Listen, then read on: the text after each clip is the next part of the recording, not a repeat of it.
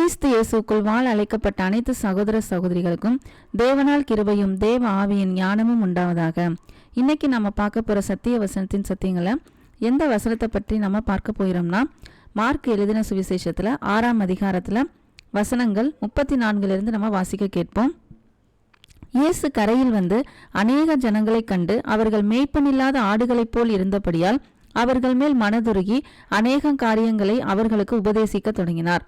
இந்த வசனம் வரைக்கும் நம்ம கடைசி சத்தியத்துல பார்த்தோம். இப்ப அந்த இடத்துல என்ன நடந்துட்டு இருக்கு அப்படின்னு பார்த்தோம்னா, அவர் பல மக்களுக்கு அவர் என்ன பண்ணிட்டு இருக்காரு, உபதேசம் பண்ணிட்டு இருக்காரு. அந்த இடம் எப்படிப்பட்ட இடமா இருக்குது? வனாந்தரமான இடமாக இருக்குது. தொடர்ந்து வாசிப்போம்.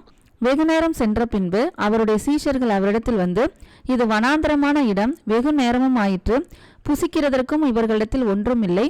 ஆகையால் இவர்கள் சுற்றி இருக்கிற கிராமங்களுக்கும் ஊர்களுக்கும் போய் தங்களுக்காக அப்பங்களை வாங்கி கொள்ளும்படி இவர்களை அனுப்பிவிட வேண்டும் என்றார்கள். இங்க என்ன நடந்திருக்கு அப்படின்னா, இயேசு கிறிஸ்துவை தேடி திரளான ஜனங்கள் வந்திருக்காங்க. அவர்களுக்கு அவர் மனதுருகி உபதேசம் பண்ணாரு. உபதேசம் பண்ணதுக்கு அப்புறம் அந்த இடம் வனாந்தரமான இடமா இருக்கிறதுனால அங்கே அவர்களுக்கு சாப்பிட்றதுக்கு எதுவுமே இல்லாததுதான் காரணம். எதுவுமே இல்லை. அதை என்ன பண்ணணும் அப்படின்னு யோசிக்கிறாங்கன்னா சீஷர்கள், அவர்களை இப்பவே அனுப்பிவிட்டோம்னா அவங்கவுங்க எங்கேயாவது போய் சாப்பிட்டுக்குவாங்க அப்படின்னு சொல்றாங்க. ஆனா இயேசு கிறிஸ்து மேய்ப்பனில்லாத ஆடுகளை போல இருக்கிறவங்களை பார்த்து மனதுருகுனவர் அவர்களுக்கு சாப்பாட்டுக்கு வழி செய்யாமையா போயிடுவாரு?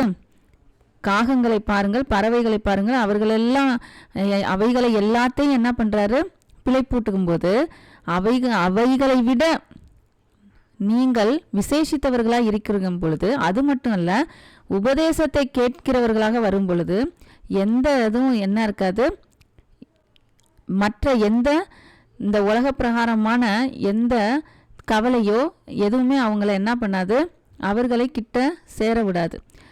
நம்ம தான் என்ன பண்ணிட்டு இருக்கோம், நாளைய தினத்தை பற்றி கவலைப்பட்டு இருக்கோம். ஆனா இயேசு கிறிஸ்து பின்னாடி நம்ம போயிட்டோம்னா நம்முடைய தேவைகளோ நம்முடைய வேற மற்ற எந்த விஷயமா இருந்தாலும் சரி அவர் பார்த்துக்குவார். நம்ம அவருடைய உபதேசத்தை மட்டும் கேட்டு விசுவாசித்து அவருக்கு பின்னால எப்படி போறதுங்கிறத மட்டும்தான் நம்ம என்ன பண்ணணும், நம்ம சிந்தையில இருக்க வேண்டிய மெயினான முக்கியமான சிந்தையாக இருக்குது. தொடர்ந்து வாசிப்போம். அவர் அவர்களை நோக்கி, நீங்களே அவர்களுக்கு போஜனம் கொடுங்கள் என்றார். இப்ப என்ன சொல்றாரு, சீஷர்களை பார்த்து நீங்களே அவர்களுக்கு போஜனம் கொடுங்கள் சொல்றாரு. ஆனா சீஷர்கள்ட்ட ஒண்ணுமே கிடையாது. ஆனா ஒன்னே ஒன்று இருக்கு. என்னன்னா இயேசு கிறிஸ்து. அவர்களிடம் என்ன இருக்குது, இயேசு கிறிஸ்து இருக்காரு. அந்த இயேசு கிறிஸ்துவை அவர்கள் என்ன பண்ணலாம், எல்லாருக்கும் கொடுக்கலாம். இது ஆவிக்குரிய அப்பம் மட்டும் இல்ல, ஜீவ அப்பம் மட்டும் கிடையாது.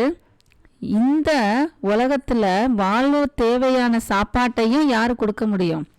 சீஷர்கள் மூலமாக இயேசு கிறிஸ்து கொடுக்க முடியும்.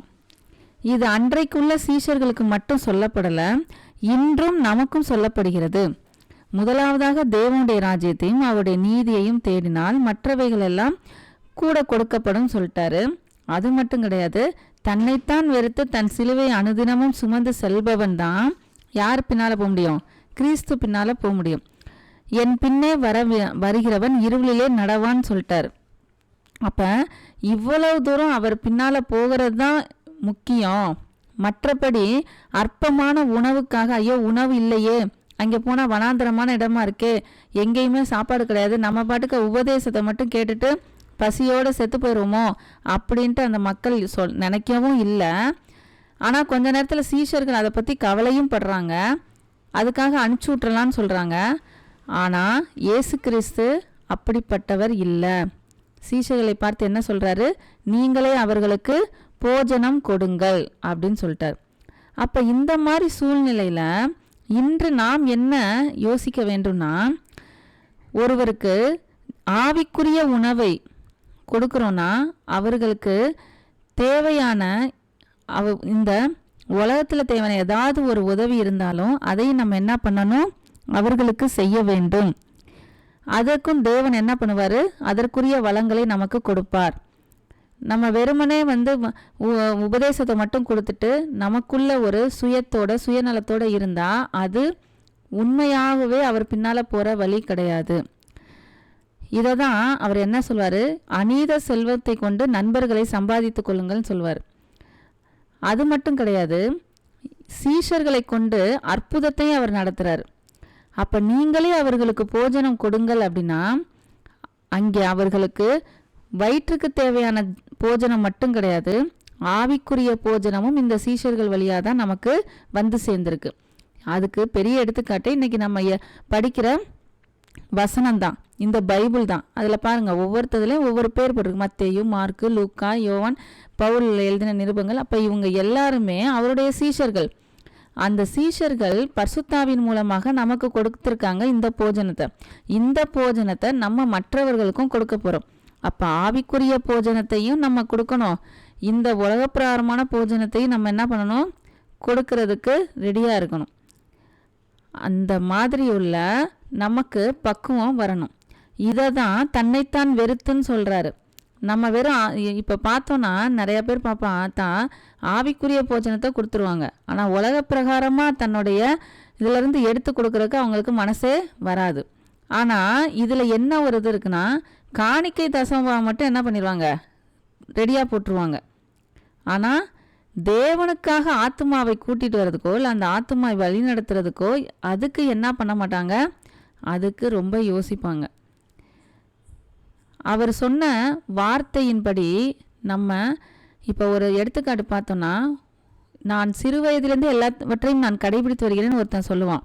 ஆனாலும் உன்னிடத்தில் குறை உண்டு, நீ எல்லாவற்றையும் விட்டு தரித்திர கொடுத்து என் பின்னே வா அப்படின்னு சொல்லுவார். அங்கே அவனுக்கு என்ன குறைன்னா அந்த செல்வம் தான் அவனுக்கு குறை. அதே மாதிரி இன்னைக்கு நம்ம கிறிஸ்தவர்களாக இருப்போம், ஆனால் மற்றவர்களுக்கு உபதேசம் பண்ணும்போதோ இல்லை வேறு எதுக்கு ஒரு காரியத்திலேயோ நம்ம சுயநலமாக இருப்போம். அந்த இடத்துல நம்ம நம்முடைய மனதை, நம்மளுடைய அதாவது இருதயத்தை நம்ம என்ன பண்ணுவோம், அடைத்து கொண்டு சுயத்தோடு வாழ்ந்துட்டுருப்போம். இதில் விசுவாசிகள் மட்டும் இல்லை, போதகர்களும் அப்படி தான் இருக்காங்க. அதாவது சர்ச்சு கட்டணும் அதுலலாம் என்ன பண்ணிடுவாங்க, ஏகப்பட்ட பொருளாதார ரீதியாக நிறையா பண்ணிடுவாங்க, கொடுப்பாங்க. ஆனால் ஏழைகளாக இருக்கிறவங்களுக்கு உபதேசத்தை மட்டும் கொடுத்துட்டு அவர்களுக்கு தேவையானதை எதுவுமே பண்ணாமல் விட்டுருவாங்க. அது இயேசு கிறிஸ்துவோட வழி கிடையாது. இதை நம்ம இன்னும் தொடர்ந்து வாசிப்போம். சீஷர்களை பார்த்து என்ன சொல்கிறாரு, நீங்களே அவர்களுக்கு போஜனம் கொடுங்கள் அப்படின்னு சொல்கிறாரு. அதற்கு அவர்கள், நாங்கள் போய் 200 பணத்துக்கு அப்பங்களை வாங்கி இவர்களுக்கு புசிக்கும்படி கொடுக்கக்கூடுமோ என்றார்கள். அதற்கு அவர், உங்களிடத்தில் எத்தனை அப்பங்கள் உண்டு, போய் பாருங்கள் என்றார். இதில் நம்ம நல்லா கவனிக்க வேண்டியது, இவரால் ஒன்றும் இல்லாமையிலிருந்து எல்லாருக்கும் உணவு கொடுக்க முடியும். ஏன்னா பழைய ஏற்பாட்டில் மோசே காலத்தில் என்ன நடந்திருக்கு, வானத்திலேருந்து மன்னா விழுந்திருக்கு, அதையும் அவர்கள் சாப்பிட்டார்கள். அதே மாதிரி இங்கே இவர் தான் போஜனம் கொடுக்க போகிறாரு. அந்த போஜனம் இவர் மூலமாக நடக்க போகுது. அப்போ நான் அதாவது இயேசு கிறிஸ்து ஆனவர் ஒரு தீர்க்கதரிசியோ இல்லை தேவதூதரோ கிடையாது.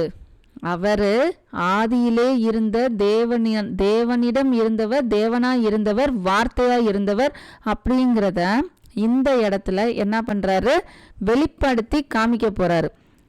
அதுதான் இங்கே நடக்க போகுது. போய் பாருங்கள் எத்தனை அப்பங்கள் இருக்குது அப்படின்னு பார்க்க சொல்கிறாரு. அப்போ போய் பார்த்துட்டு அவங்க என்ன சொல்கிறாங்க அப்படின்னா, நாங்கள் போய் 200 பணத்துக்கு அப்பங்களை வாங்கி இவர்களுக்கு புசிக்கும்படி கொடுத்தாலும் பத்தாது அப்படின்னு சொல்கிறாங்க. அதற்கு அவர், உங்களிடத்தில் எத்தனை அப்பங்கள் உண்டு, போய் பாருங்கள் என்றார்.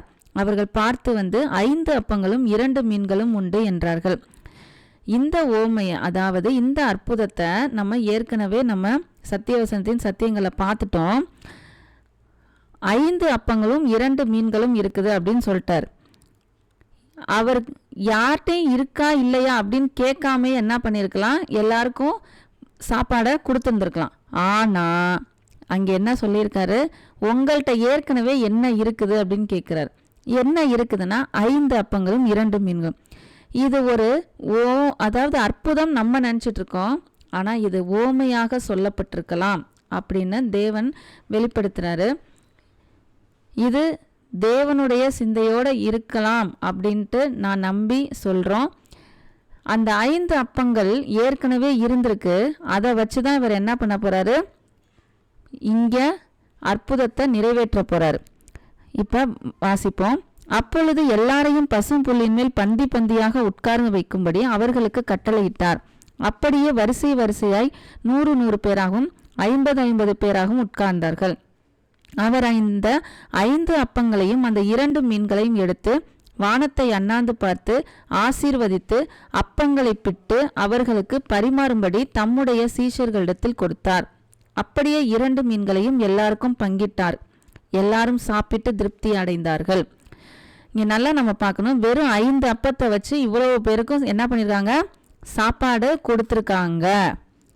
இதுல இன்னொன்று என்ன பார்க்கணும்னா, மேலும் அப்பங்களில் மீன்களில் மீதியான துணிக்கைகளை 12 கூடை நிறைய எடுத்தார்கள்.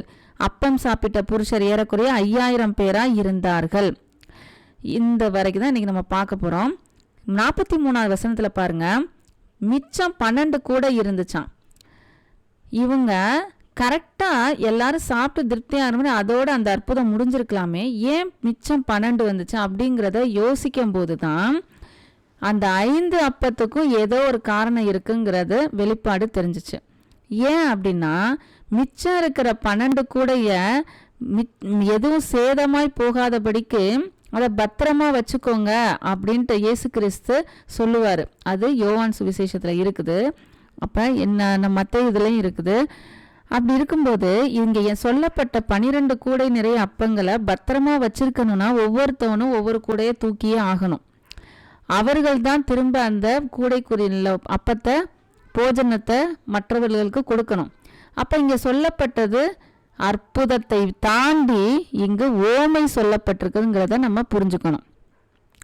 ஏன் அப்படின்னா, அந்த 12 கூடை நிறைய எடுத்தது என்ன ஆக போகுது அப்படின்னா, 12 பேரும் அவருடைய சத்தியத்தை போஜனமாக என்ன பண்ண போறாங்க, கொடுக்க போறாங்க.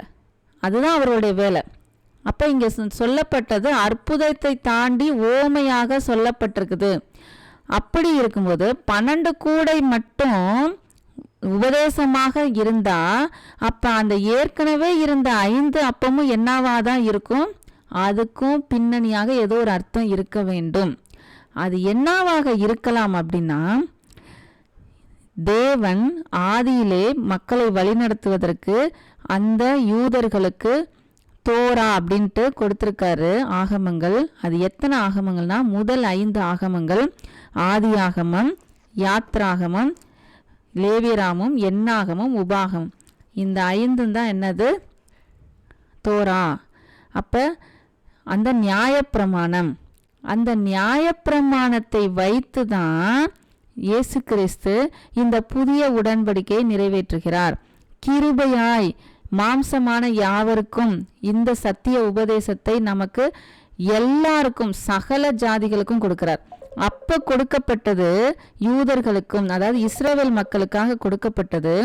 ஆனா இன்னைக்கு அதே 5 அப்பத்தை வைத்து 5 ஆகமங்களை வைத்து அதை நிறைவேற்றுவதன் மூலமாக எங்க வந்து முடிக்கிறாரு இயேசு கிறிஸ்து. எங்க இந்த புதிய ஏற்பாட்டில், அதாவது இயேசு கிறிஸ்துவோடைய மரித்து உயிர்த்தெழுதலின் அப்புறம் அவர் கொடுத்த சத்திய வசனத்தில் நமக்கு திரளாக ஏராளமாக சகல ஜாதிகளுக்கும் இந்த வசனத்தை கொடுத்திருக்கிறார். எல்லாரும் இயேசு கிறிஸ்துவை செழிப்புக்காகவும் இந்த உலக வாழ்க்கைக்காகவும் வச்சிருக்காங்க. அப்படி கிடையாது. இங்கு சொல்லப்பட்ட 5000 பேருக்கு மேலாக, புருஷர் மட்டும் 5000 பேர்னா எப்படியும் 30,000 பேர் சாப்பிட்ருப்பாங்களாம். அவ்வளவு பேருக்கும் அந்த 5 அப்பத்தை வைத்து அவர் பழுகி கொடுத்துருக்காரு. இன்னொன்று என்னன்னா, அது முடியலை, அது சீஷர்கள் அதை என்ன பண்ண போறாங்க, தொடர்ந்து அந்த வேலையை செய்ய போறதுனால தான் 12 கூடை நிறைய எடுத்திருக்காங்கன்னா, அப்ப அந்த 5 அப்பம் நியாயப்பிரமாணத்தில் சொல்லப்பட்ட 5 ஆகமங்களும், அந்த 5 ஆகமத்தை வைத்து அதை அவர் ஒதுக்கல, அதன் நிறைவாக தன்னுடைய மாம்சத்தையே உணவாக அவர் என்ன பண்றாரு, வசனத்தையே உணவாக கொடுக்கிறார். அதோடைய ஓமையாக தான் இந்த 5000 பேருக்கு அவர் உணவளித்தது. ஏன்னா இது வெறும் அற்புதமாக இந்த சுவிசேஷத்தில் எழுதப்பட்டிருக்கு. ஆனால் யோவான் எழுதின சுவிசேஷத்தில் இந்த 5000 பேருக்கும் சாப்பாடு கொடுத்ததுக்கு அப்புறம் அவர் எவ்வளவு அழகா போதிப்பார்னா, தன்னுடைய மாம்சத்தையும் என்னுடைய இரத்தத்தையும் சாப்பிட்றவன் தான் என் கூட இருக்க முடியும், அவன் ஜீவனை அடைவான் அப்படின்ட்டு அதை எடுத்து சொல்லுவார்.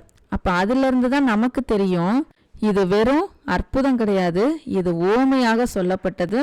இது ஓமையாக சொல்லப்பட்டதின் அர்த்தம் என்ன அப்படின்னா, ஆண்டவராகிய இயேசு கிறிஸ்து தன்னுடைய உபதேசத்தை திரளான ஜனங்களுக்கு, சகல மக்களுக்கும் சீஷர்கள் மூலமாக சத்திய வசனத்தை, உபதேசத்தை கொடுத்து எல்லாரையும் தமக்குள்ளாக கூட்டி சேர்ப்பதே அந்த நோக்கமாக இருந்திருக்குது.